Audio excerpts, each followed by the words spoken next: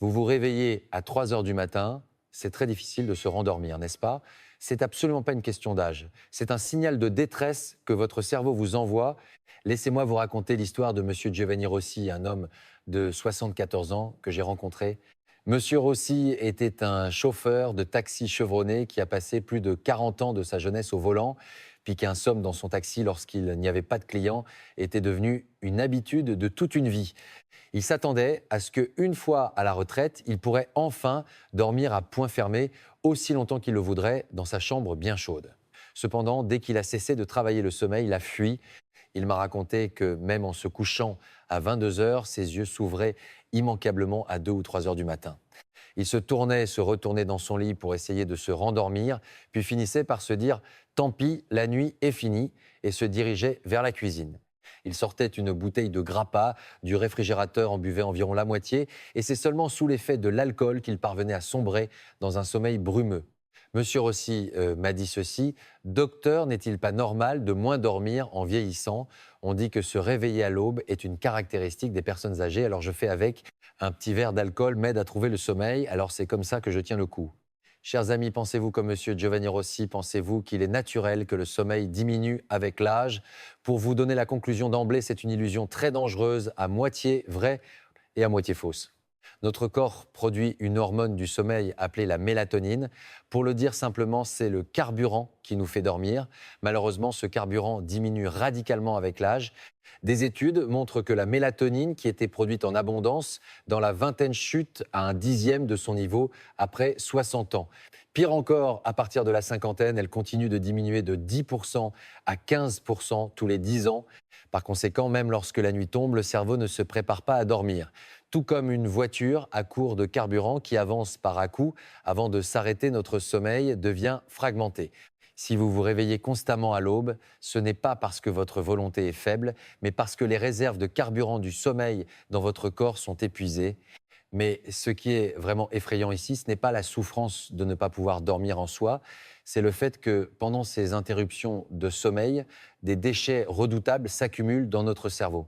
Chers amis, lorsque nous pensons et bougeons activement pendant la journée, notre cerveau produit des déchets. C'est exactement comme une voiture qui produit des gaz d'échappement en roulant.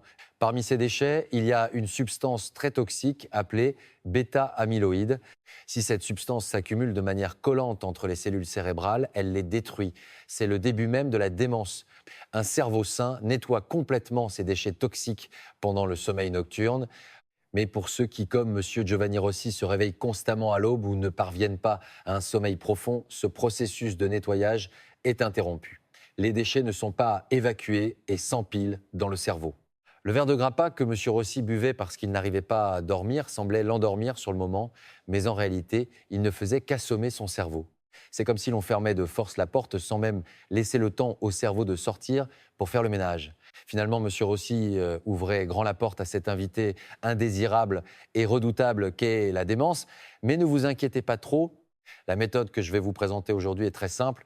Il existe un secret pour reconstituer la mélatonine perdue, réveiller les nettoyeurs de votre cerveau et le laver pour qu'il redevienne aussi propre qu'à 20 ans.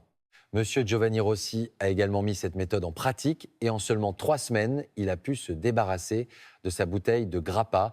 Il dit maintenant que lorsqu'il se lève le matin, sa tête est si claire et fraîche qu'il a l'impression de revivre. Je vais vous dévoiler une par une ces méthodes de sommeil miraculeuses que vous pouvez suivre chez vous dès maintenant sans dépenser un seul euro. N'ignorez pas les signaux de détresse que votre cerveau vous envoie et commencez à les mettre en pratique dès ce soir. J'espère que la vidéo d'aujourd'hui sera un tournant précieux pour préserver votre santé à un âge avancé. Avant de commencer notre discussion, si vous pouviez cliquer sur « J'aime cela » m'aiderait énormément à produire d'autres vidéos. J'ai mentionné précédemment que le réveil matinal de Monsieur Giovanni Rossi n'était pas un simple signe de vieillesse, mais un signal de détresse de son cerveau. Dans cette partie, nous allons briser les fausses croyances auxquelles il adhérait fermement et révéler clairement qui est le véritable coupable qui lui a volé son sommeil. Il y a une injustice parmi les raisons qui vous font passer des nuits blanches. C'est le problème de la miction. Lorsque Monsieur Giovanni Rossi est venu à l'hôpital, pour la première fois, il s'est plaint ainsi: « Docteur, je me réveille constamment parce que ma prostate n'est pas en bonne santé. C'est pourquoi je ne bois pas une seule gorgée d'eau après 18 heures. Même si ma bouche est complètement sèche, je me retiens, mais à 3 heures du matin, je ressens inévitablement l'envie d'uriner et je me réveille. Les médicaments de l'urologue ne servent à rien. Je suis sûr que beaucoup d'entre vous qui regardez cette vidéo hocheront la tête en signe d'approbation. Vous êtes probablement convaincu que vous vous réveillez parce que votre vessie s'affaiblit avec l'âge. Cependant, ce que j'ai dit à M. Rossi était choquant. M. Rossi, ce n'est pas votre vessie qui vous a réveillé. Le coupable se cache dans votre gorge. Vous vous demandez ce que cette idée saugrenue signifie. Selon des recherches menées par de grandes institutions médicales italiennes, dont l'hôpital universitaire de Rome, plus de la moitié des patients qui pensent se réveiller cause d'une miction nocturne fréquente souffrent en réalité d'apnée du sommeil. En d'autres termes, vous ne vous êtes pas réveillé parce que vous aviez envie d'uriner, mais parce que vous étouffiez et votre cerveau a mal interprété la situation. Le principe est le suivant, lorsque vous dormez, si vos voies respiratoires se rétrécissent et que vous suffoquez, votre corps entre en état d'urgence. Le cerveau manquant d'oxygène envoie des signaux d'éveil pour sauver son propriétaire. Le système nerveux autonome s'emballe et le cœur pompe frénétiquement pour fournir de l'oxygène. À ce moment, le cœur libère une hormone diurétique pour réduire la pression. Les reins se mettent alors soudainement au travail et la vessie se remplit rapidement d'urine.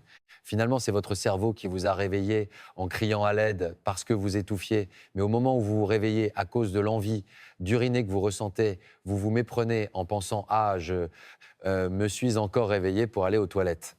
Si vous ronflez beaucoup ou si votre bouche est aussi sèche qu'un désert au réveil, il y a de très fortes chances que le coupable ne soit pas votre prostate, mais l'apnée du sommeil. Si vous ignorez cela et que vous vous contentez de ne pas boire d'eau, votre sang deviendra plus visqueux, ce qui ne fera qu'aggraver la santé de vos vaisseaux cérébraux. Il y avait un autre coupable qui tourmentait M. Giovanni Rossi.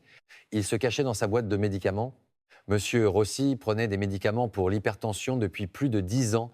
Parmi les composants des antihypertenseurs, il y a ce qu'on appelle les bêta-bloquants.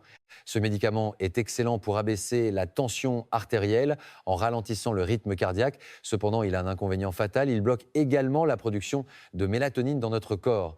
La dernière fois, je vous ai dit que la mélatonine est le carburant qui nous fait dormir, vous vous souvenez? C'est comme si le médicament contre l'hypertension avait complètement obstrué la ligne d'approvisionnement carburant. C'est ce qu'on appelle l'insomnie d'origine médicamenteuse. L'effet du médicament pris pendant la journée persiste jusqu'à la nuit et perturbe le sommeil. Monsieur Rossi, en essayant de contrôler sa tension, avait perdu son sommeil. Si vous prenez également des médicaments pour l'hypertension, il serait bon de vérifier votre ordonnance ou d'en discuter avec votre médecin traitant. Et enfin, il y a un comportement particulièrement dangereux, c'est de prendre facilement des somnifères quand on n'arrive pas à dormir. Monsieur Rossi a admis avoir pris des somnifères prescrits par un médecin de quartier pendant environ 1 mois. Au début, il pensait que c'était le paradis car il s'endormait comme s'il s'évanouissait en 10 minutes après avoir pris le médicament.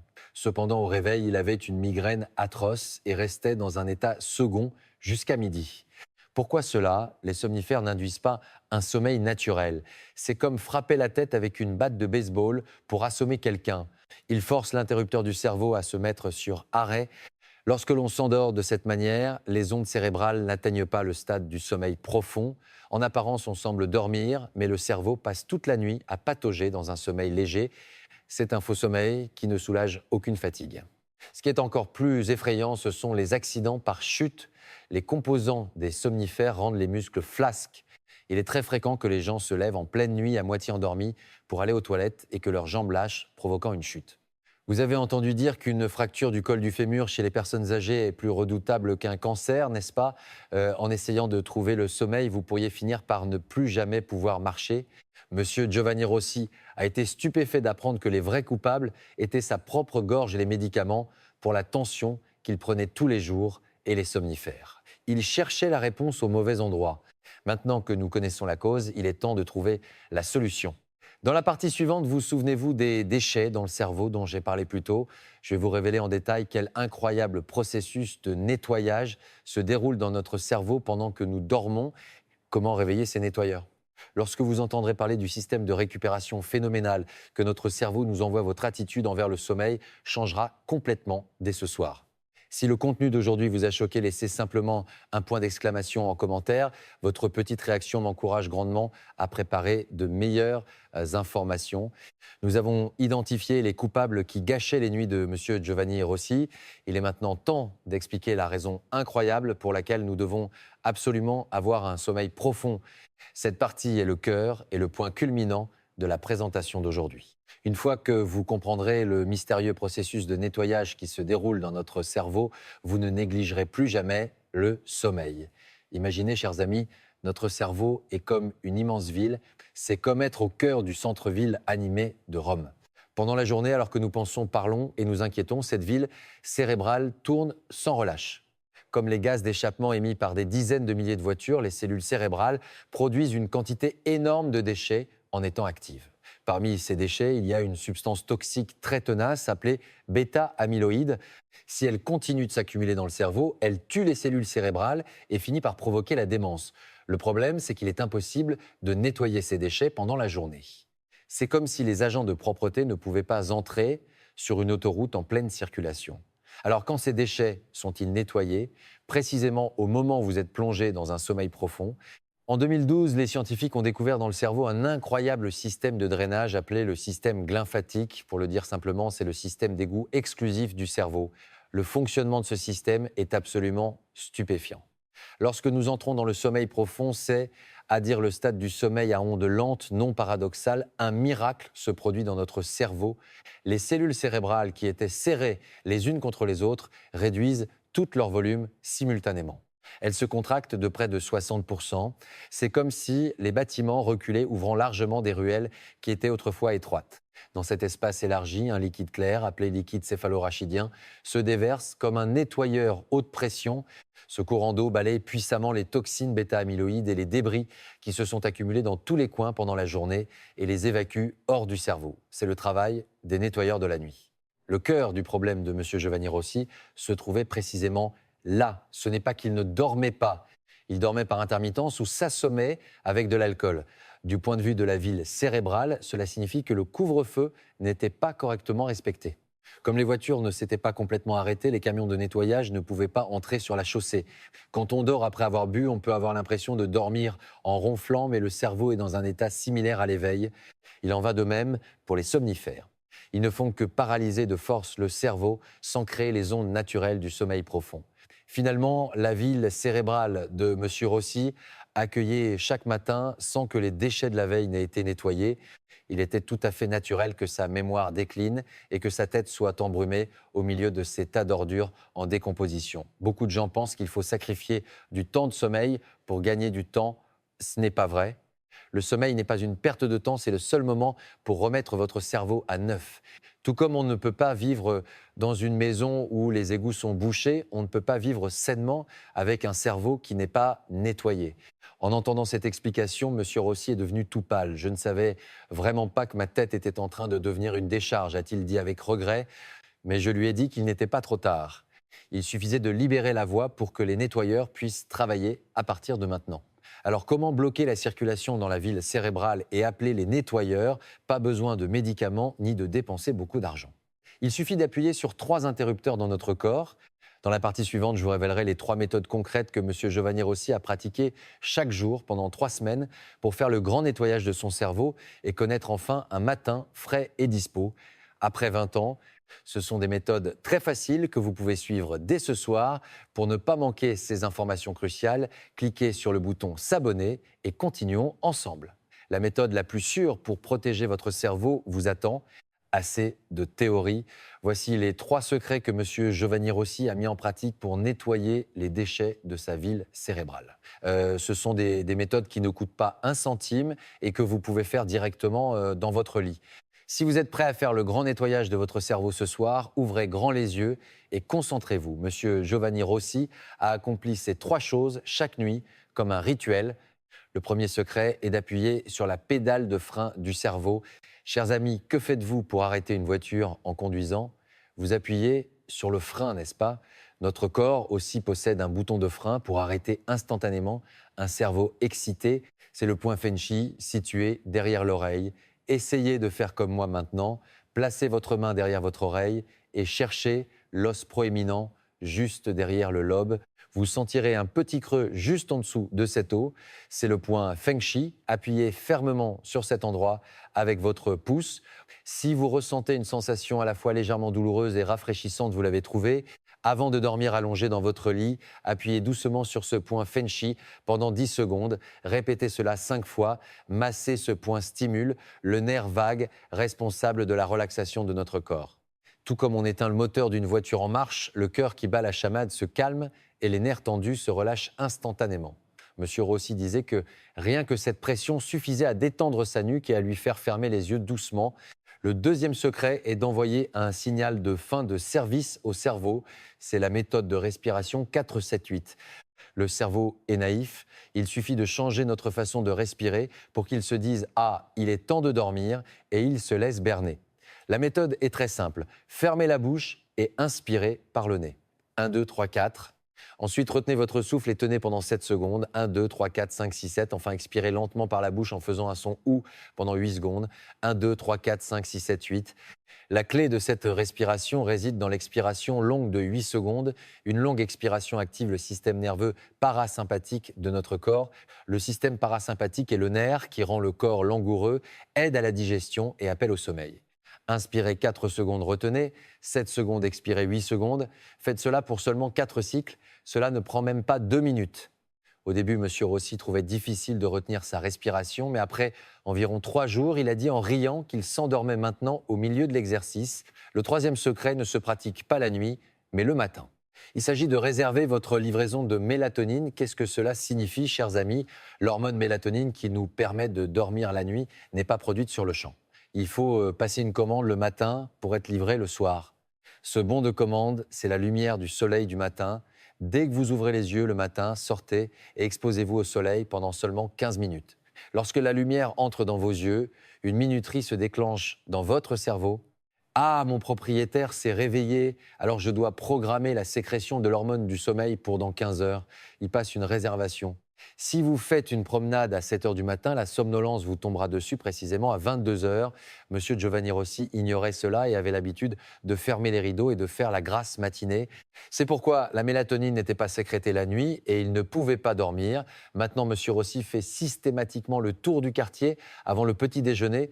Il sort même les jours de pluie, car la lumière qui traverse les nuages est suffisante. Résumons.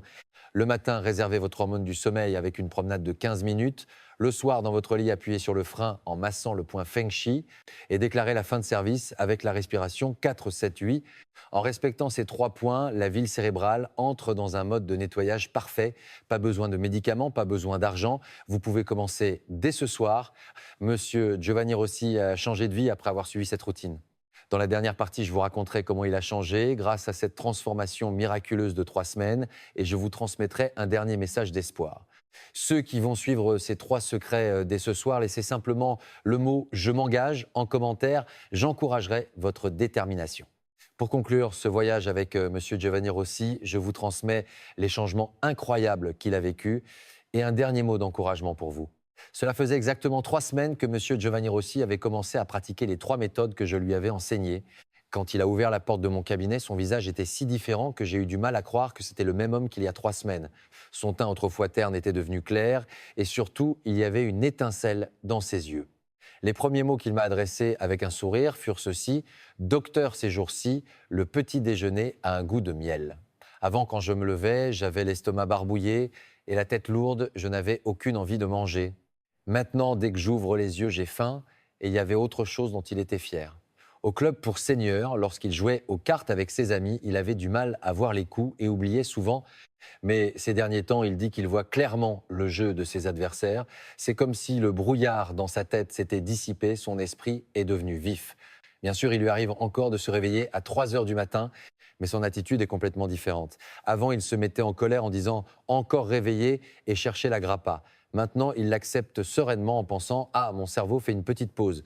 Et dans son lit, il masse fermement le poing. Feng Shui calme sa respiration et retombe rapidement dans un sommeil profond. La peur du sommeil a disparu. C'est le plus grand changement. Chers amis, il y a un dicton qui dit qu'on dormira quand on sera mort. Dans un monde où vivre une vie bien remplie est une vertu, le sommeil est parfois considéré comme un symbole de paresse. Mais je vous le dis avec fermeté, On ne dort pas pour se reposer en attendant la mort, on dort pour mieux vivre demain. Cette nuit noire où nous dormons n'est pas un moment où le cerveau ferme ses portes et se repose. Au contraire, c'est un temps sacré où il travaille plus intensément que jamais pour resserrer, ajuster et huiler votre cerveau pour le lendemain. Si vous négligez ce temps, votre cerveau deviendra une décharge, mais si vous le préservez, vos années de vieillesse seront plus alertes et dynamiques que jamais. Ce soir, en vous allongeant dans votre lit, pensez à moi et portez votre main à votre oreille. Appuyez fermement sur le point Feng Shui pendant seulement 10 secondes. Inspirez pendant 4 secondes, retenez votre souffle 7 secondes et expirez pendant 8 secondes. Et demain matin, en vous réveillant, ouvrez grand la fenêtre et accueillez la lumière du soleil. La somme de ces petites habitudes deviendra le bouclier le plus puissant pour vous protéger de la peur de la démence. Tout comme M. Giovanni Rossi y est parvenu, vous pouvez certainement le faire aussi. Ne pensez pas qu'il est trop tard, ce soir est la première nuit pour faire revivre votre cerveau. Je vous souhaite sincèrement de passer une nuit complète et réparatrice sans vous réveiller. Au plaisir de vous revoir demain matin avec un visage reposé. Merci.